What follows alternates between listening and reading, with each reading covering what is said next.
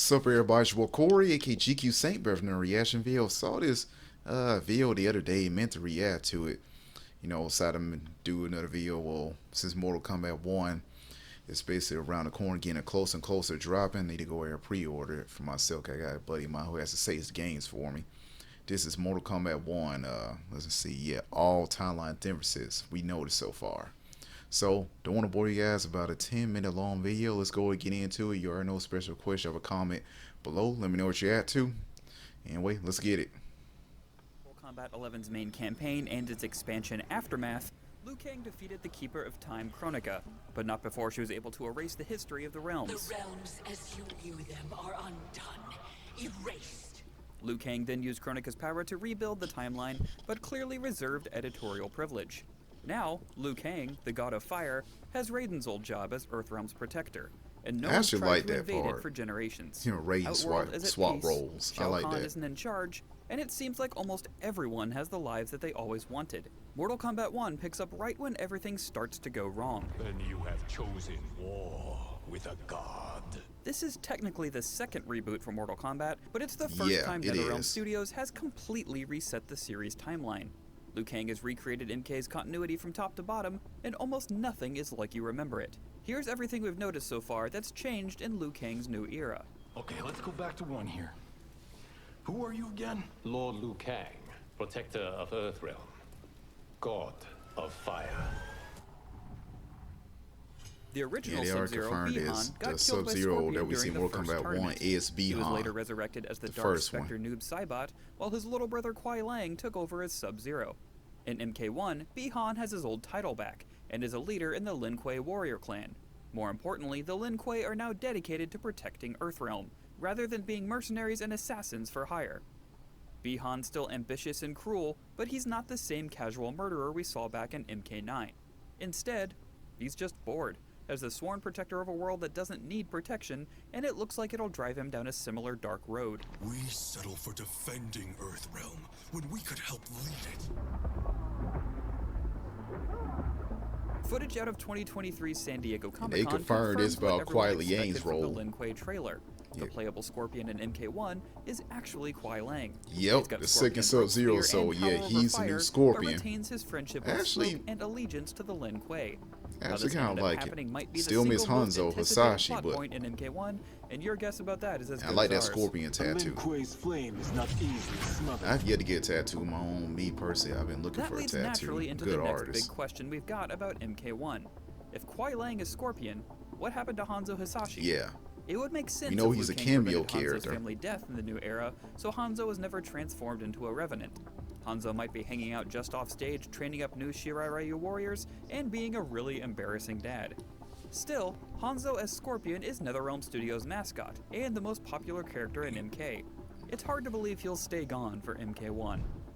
A creature of smoke and vapor. MK9 finally got around to giving Smoke a background. He's Tomas Verbata, a Czech member of the Lin Kuei who'd been unknowingly transformed into a mythical Japanese monster called an Ininra. In MK1, he's the adopted son of the Lin Kuei's Grand Master. Smoke's old Ininra powers have been replaced with smoke bombs and practical magic, which in MK presumably means actual magic. Have you been to Hollywood? In MK9, Johnny's biography states that he does have that green from a orb Mediterranean powers cult anymore. who bred warriors for the gods. This was used to explain, after 19 years, why Johnny could do things like throw energy bolts or use his trademark shadow kick. In MKX, his glow is also why he and his daughter Cassie were able to defeat Shinnok. In MK1, however, Johnny doesn't have the glow anymore, as explained on the July 7th Combat Cast livestream. Yeah, I would say this before. Mortal Kombat 1, Mortal Kombat S characters, some of them didn't have the best designs. They made it 4 and 11, and so far Mortal Kombat 1 designs had some of the best ones so far. His powers yet? HD-wise, that is. Unfortunately, Johnny's also a sword guy, and that gets Kenshi on his case. In the SGF gameplay reveal, Kenshi and Johnny fight over possession I miss of Sento, Kenshi being in a Mortal katana that Kombat was 11. I don't know carried by why he generations wasn't of in it. Kenshi's family, and which Johnny is using as a wall decoration. In the original and reboot timelines, Kenshi was a wandering warrior who ended up blind after an encounter with Shang Tsung. In MK1, he's at least initially still got his sight, and is a Yakuza member in search of redemption. His first step in that direction in MK1 is to reclaim his family sword. Back in MK2, Kitana and Mileena were introduced as Shao Kahn's twin daughters and personal assassins. Kitana eventually discovered that was a lie. She was the princess of Edenia, a realm that Shao had conquered, and Mileena was a clone. Worse, Mileena was a flawed clone with a lot of Tarkatan DNA, so she looked a lot like Kitana but, tended to eat people. In MK1, it seems as though Edenia was never conquered. Mileena is Kitana's older sister, in this and timeline, first in line for Edenia's throne. While Kitana is Mileena's she's the dedicated older protector, twin. Jade is an Edenian noble and still Kitana's best friend. All three members of the old Edenian assassin squad seem to be living their best lives, except... So about that, yeah, y'all ad went through, but other than that, I like this little twist there. So they actually, Kitana and Mileena actually biological sis. I like that twist. Are you unwell, princess? Mileena is slowly transforming into a monster. Yeah, Tanya. As per the July 22nd Umgadi trailer, Mileena has been infected with the Tarkat disease, which gradually turns people into fanged cannibals. In the MK1 timeline, Baraka is a merchant who's finally succumbed to Tarkat, and fights on behalf of his fellow infectees. This is one of the weirder elements of the new story. In the original and remake timelines, Tarkatans were a species in their own right. Like, they're species in the old timeline, but this one is more, it's a disease. Baraka was their warlord. They were nomadic, barbarous, and unpopular, since they tended to hunt and eat their neighbors. Now they're the result of an unexplained disease. Liu Kang. At the end of MK11, Raiden gave his powers to Liu Kang. Now, Liu Kang is Earth's god of fire, while Raiden has been reincarnated as an inexperienced Shaolin monk by the same name. He still has many of his old electrical powers for some reason, good. as well as a rivalry with Kenshi. Some leaked footage from this year's San Diego Comic-Con suggests that Shao Kahn got demoted in Liu Kang's new era. Instead of being the Emperor of Outworld, Shao is now a well-regarded general in Outworld's military. Or he was, anyway. In MK1, General Shao has been manipulated by Shang Tsung into launching a military coup, with Reiko and Motaro as Shao's underlings. Like Bihan, Shao may not be on the wrong side when the game starts, but it's a new era with the same old asshat. Yeah, the graphics are Centuries great. before the events of the original MK, Edenia lost its own Mortal Kombat tournament to Outworld and was assimilated into it. Edenians are naturally long-lived, so many of them survived to MK's present day, like Kitana, Tanya, Jade, and Rain. In MK1, either Edenia never lost that tournament, or it's become the ruling nation of Outworld.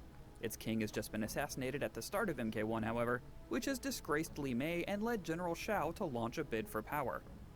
Either way, every Edenian character in MK history has been personally defined by the Outworld invasion and its aftermath, so Liu Kang's new era means most of them are starting almost from scratch.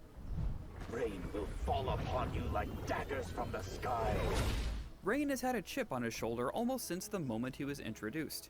In the original timeline, he was a renegade Edenian who betrayed his people to work for Shao Kahn. In the remake, he's the bastard son of an Edenian god who's fighting to reclaim what he thinks is his birthright. He showed that Mortal Kombat jerk, again, so we knew but at that. least now he's a jerk And with a real they brought job. more into a Mortal Rain distinguished Kombat himself 11, as a student the in magic, reboot. and now holds a position as High Mage of Outworld. In my heart, I am still Umgadi. The July 22nd Umgadi trailer introduced a new organization to MK now. lore. The Umgadi are the sworn protectors of the royal family of Outworld, as a group of warrior priestesses who've trained since birth. Li Mei was an Umgadi until she failed to prevent the assassination Now, if you know of Kelly Outworld's Hu, she's king. also voices Tanya, and does motion conversely, capture for is still an Devore, so Umgadi, but she's broken this the is a better role organization's for vow her, of in my chastity opinion. by striking up a romance with Mileena. Yeah, Ermac is was bad. originally a joke character from UMK3, as yet another palette swap ninja. His name is famously short That's for what they Error pretty much Macro, were back in the but day. eventually became the soul-fused telekinetic mummy we all know, love, and or gently tolerate. In MKX, he remained loyal to Outworld's new emperor, Kotal Khan, and served as Kotal's enforcer. We know almost nothing about what Ermac's been up to in the new era. In both previous timelines, he was explicitly created by Shao Kahn, so either MK1 Ermac has a brand new origin, or he isn't from this continuity at all. Similarly, it's hard to believe Liu Kang would have let Quan Chi into the new era at all. Yeah, Quan Chi, Like he's Ermac, definitely all we know about top Quan Chi right now is manipulators that in he's all in the Mortal first Kombat Kombat. Pack DLC, but he's got a history of I was manipulation shocked to that see led him to create Takeda. Scorpion, join the Deadly Alliance, and work to release Shinnok. His presence in the new timeline is potentially disastrous for everything Liu Kang's built. Yeah, I believe that. Finally, by popular request, Kenshi's son Takeda will return in MK1's first Kombat Yeah, pack. Takeda. This was announced Yeah. hours after Ed Boon said on stage during San Diego Comic-Con that I MK1 wish he was in wouldn't 11. include the new generation of combat kids from MKX, which suggests Boon hasn't stopped laughing ever since. Takeda's appearance here, like Ermac and Quan Chi, does raise a lot of questions. Is this the same Takeda we know from MKX at all? If so, how'd he get to the new era?